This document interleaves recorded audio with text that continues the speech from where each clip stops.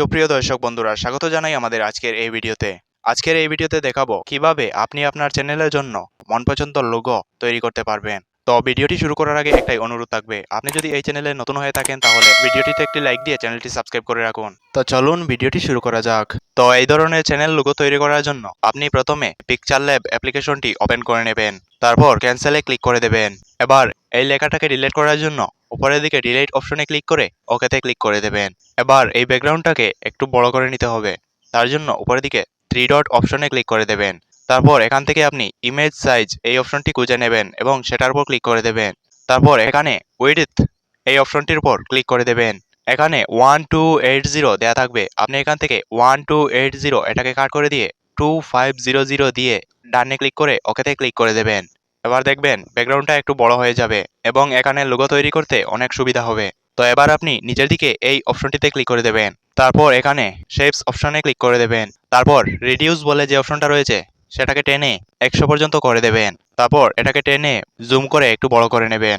তারপর উপরের দিকে ঠিক চিহ্নতে ক্লিক করে দেবেন। তারপর এখান থেকে আপনি রিলেটিভ পজিশন এই অপশনটি খুঁজে নেবেন এবং সেটার উপর ক্লিক করে দেবেন। তারপর এখানে মাঝখানের দুটো অপশনে ক্লিক করে দিতে হবে। তো মাঝখানে দুটো অপশনে ক্লিক করে দিলে কি হবে, এই যে এটার পজিশনটা রয়েছে এটি ঠিক মাঝামাঝি চলে আসবে। তারপর উপরের দিকে ঠিক চিহ্নতে ক্লিক করে দেবেন। এবার আপনি একটু নিচের দিকে স্ক্রল করে চলে যাবেন। তারপর এখানে কালার বলে একটা অপশন পেয়ে যাবেন, আপনি সেটার উপর ক্লিক করে দেবেন। তারপর এটাকে ইনেবলেট করে দেবেন। এখানে প্লাস আইকনে ক্লিক করে একটা কালার সিলেক্ট করে নেবেন, যেমনটা আমি এখন করে নিচ্ছি। আপনিও ঠিক একই রকম ভাবে আপনার মন পছন্দ একটি কালার এখান থেকে তৈরি করে নেবেন। তো আমি এখানে হালকা ব্ল্যাক দিয়ে ওকেতে ক্লিক করে দেব। তারপর ঠিক চিহ্নতে ক্লিক করে দেব। এবার উপরের দিকে একটু স্ক্রল করে চলে গিয়ে কপি অপশনে ক্লিক করে এটাকে কপি করে নেবেন। এবার আবারও কালার অপশনে ক্লিক করে এটাকে অন্য একটি কালার দিয়ে দিতে হবে। তো আমি এবার কালার অপশনে ক্লিক করে প্লাস আইকনে ক্লিক করে গোল্ডেন কালার দিয়ে দেব। তারপর ওকেতে ক্লিক করে দেব। তো আপনিও সেভাবে একটি কালার দিয়ে দেবেন। তারপর উপরের দিকে ঠিক চিহ্নতে ক্লিক করে দেবেন। এবার আপনি এখানে ইরেজার অপশনটি খুঁজে নেবেন এবং সেটাতে ক্লিক করে দেবেন। তারপর এই সাইডের দিকে এই অপশনটিতে ক্লিক করে দেবেন। তারপর উপরের দিকে একটি অপশন রয়েছে, এই অপশনটিতে ক্লিক করে দেবেন। এই অপশনগুলোর নির্দিষ্ট কোনো নাম দেয়া নেই, যার জন্য আমি কোনো নাম বলতে পারছি না। তো আমি যেভাবে দেখাচ্ছি আপনিও একটু ভালো করে লক্ষ্য করবেন এবং সেভাবে করে নেবেন। তো এবার এটাকে এই সাইডের দিকে নিয়ে গিয়ে উপরের দিকে এই একটা অপশন রয়েছে এটার উপর ক্লিক করে দেবেন। তারপর ঠিক চিহ্নতে ক্লিক করে দেবেন।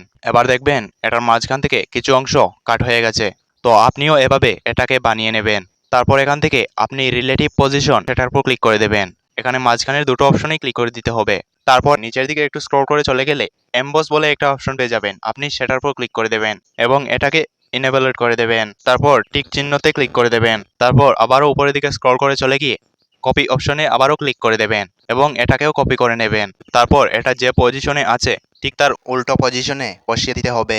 তারপর এটাকে একটু ছোট করে ঠিকঠাকভাবে মাঝখানে বসিয়ে নেবেন, যেমনটা আমি এখন বসিয়ে দিচ্ছি। ঠিক একইভাবে আপনিও এটাকে বসিয়ে দেওয়ার চেষ্টা করবেন। এবার এটাতেও অন্য একটি কালার দিয়ে দিতে হবে। তো তার জন্য আবারও কালার অপশনে চলে যাবেন এবং প্লাস আইকনে ক্লিক করে এখান থেকে আপনি অন্য একটি কালার দিয়ে দেবেন। তো আমি এখানে হোয়াইট কালারটা দিয়ে দেব। তারপর ওকেতে ক্লিক করে দেব।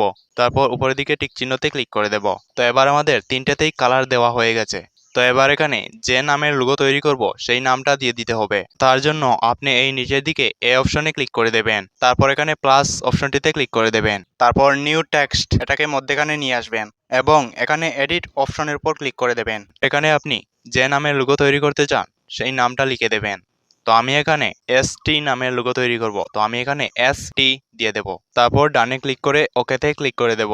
তো এবার এটাকে একটু মধ্যেখানে নিয়ে আসব। তো এবার এটাকে একটু স্টাইলিস্ট করে নিতে হবে। তার জন্য আপনি নিচের দিকে একটু স্ক্রল করে চলে যাবেন এবং এবি ফন্ট বলে একটা অপশন রয়েছে, আপনি সেটার উপর ক্লিক করে দেবেন। তো এবার এখান থেকে আপনি যে কোনো একটা স্টাইলিস্ট ফন্ট দিয়ে দেবেন এবং আপনার যদি এখানে কোনো ফন্ট ডাউনলোড করা থাকে তাহলে মাই ফন্টে ক্লিক করে সেটাও দিয়ে দিতে পারেন। তো আমি এখানে মাই ফন্টে ক্লিক করে আমার ডাউনলোড করা একটা ফন্ট, যেটা নাম কিনা ফ্যাঙ্কো, এটাকে দিয়ে দেব। তারপর ওকেতে ক্লিক করে দেব। এবার এটাকে ঠিকঠাক পজিশন মতো বসিয়ে দিতে হবে। এরপর এখান থেকে আপনি কালার অপশনটি খুঁজে নেবেন এবং সেটার উপর ক্লিক করে দেবেন। এবার আপনি যদি নিচের দিকে একটু লক্ষ্য করেন তাহলে দেখবেন দুটো টেক্সটই সিলেক্ট করা রয়েছে। আপনি এখান থেকে যে কোনো একটাকে সিলেক্ট করে দেবেন এবং সেটাতে কী কালার দিতে চান সেটা এখান থেকে দিয়ে দেবেন। ঠিক একইভাবে আপনি অন্যটিতেও আপনার ইচ্ছে মতো কালার দিয়ে দিতে পারেন। তো আমি এখানে একটিতেই কালার দেব, তারপর ঠিক চিহ্নতে ক্লিক করে দেব। এবার ব্যাকগ্রাউন্ডটাকে রিমুভ করে নিতে হবে। তার জন্য এই নিচের দিকে এই অপশনটিতে ক্লিক করে দেবেন এবং এখান থেকে ট্রান্সপারেন্ট অপশনটিতে ক্লিক করে দেবেন। এবার আমাদের কাজ শেষ। এবার এটাকে গ্যালারিতে সেভ করে নিতে হবে। তো তার জন্য আপনি উপরের দিকে এই অপশনটিতে ক্লিক করে দেবেন। তারপর এখানে সেভ এজ ইমেজ এই অপশনটিতে ক্লিক করে দেবেন। তারপর এখানে কাস্টম বলে যে অপশনটা রয়েছে সেই অপশনের পাশে একটা অপশন পেয়ে যাবেন, আপনি সেটার উপর ক্লিক করে দেবেন। তারপর এখান থেকে ভেরি হাই অথবা আলট্রা যে কোনো একটা দিয়ে সেভ টু গ্যালারি এই অপশনটির উপর ক্লিক করে দেবেন। কয়েক সেকেন্ডের মধ্যেই আপনার লোগোটা গ্যালারিতে সেভ হয়ে যাবে। তো এভাবেই আপনি চাইলে আপনার ইচ্ছে মতো আকর্ষণীয় লোগো তৈরি করতে পারেন।